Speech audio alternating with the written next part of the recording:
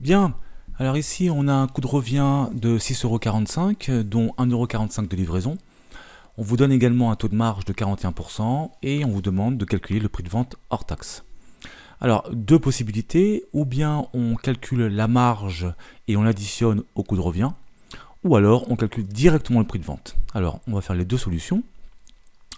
Ici, on va commencer par inscrire d'abord le calcul de la marge. Donc la marge, ça va être égal au coût de revient, donc 6,45 €, multiplié par le taux de marge, donc 0,41, ce qui va nous donner très précisément un chiffre que je vais calculer maintenant ici comme ça, voilà, donc 6,45 multiplié par 0,41, ça fait 2,64 €. Donc là, c'est le montant de la marge. Eh bien, qu'est-ce qu'on fait? On va prendre le coût de revient, donc 6,45 €. On va ajouter le montant de la marge, 2,64 €, et ça va nous donner notre prix de vente. Donc concrètement, ça va nous faire donc 2,64 plus, alors, hop, voilà, plus 6,45, ce qui donne 9,09.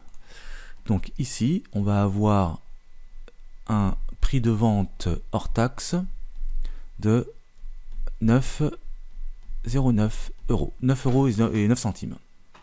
Ça, c'est la première solution. Deuxième possibilité, qui revient au même, bien entendu, c'est de calculer directement le prix de vente en multipliant le coût de revient par 1 plus le taux de marge. Donc, ce qui donne concrètement, bien entendu, ça c'est pour les matheux.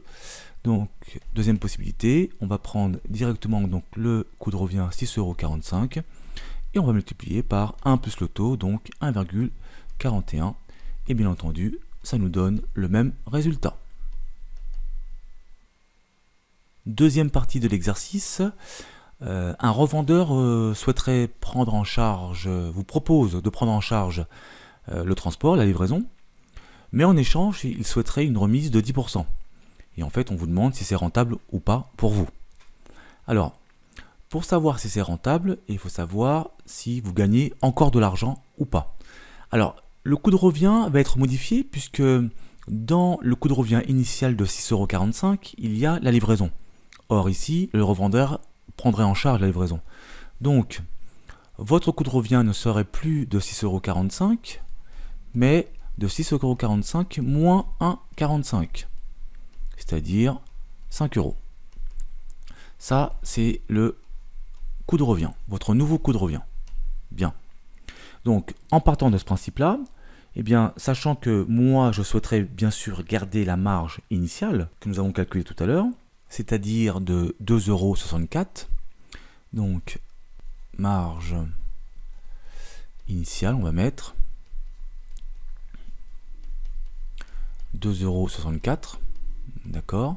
Donc ça veut dire que moi, je vais proposer au revendeur un prix de vente hors taxe qui va être égal à 5 € plus la marge que je souhaite conserver, bien entendu, c'est-à-dire 7,64 €. Voici le prix de vente que je vais proposer au revendeur si je souhaite préserver ma marge initiale. Alors, c'est bien beau tout ça, mais maintenant, est-ce que c'est rentable pour moi? En fait, on va comparer l'ancien prix de vente, c'est-à-dire 9,09 € et le 7,64 € dans un premier temps, en valeur, et ensuite on va voir ce que ça représente en fait en pourcentage par rapport à mon ancien prix de vente. Donc on va faire ici, alors on va faire ceci, voilà. Donc on va comparer, donc on va faire 9,09 € qui est mon ancien prix de vente, moins le nouveau que je proposerai éventuellement donc au revendeur. Donc on va le faire ici, hop, voilà. Donc 9,09 moins 7,64, ça me donne 1,45 €. Donc ça, c'est ma différence entre mes deux prix de vente, l'ancien et le nouveau, d'accord, 1,45 €. Alors maintenant, que représente 1,45 € dans mon ancien prix de vente? Eh bien, je vais donc faire 1,45 € divisé par 9,09 € que l'on va faire maintenant comme ça. Donc 1,45 divisé par 9,09 égale fois 100. Et là, on trouve 15,95%. Alors, ce qu'on va faire, on va faire ça, on va faire chose correctement. Hop, hop, fois 100, voilà. Et donc, on a dit que ça faisait 15,95. Et donc, 15,95%, sachant que on me demandait une remise de 10%, je suis large, je peux proposer donc au revendeur ce prix, sachant qu'il aura sa réduction de 10%. Moi, je suis large au niveau de la rentabilité, donc tout va bien.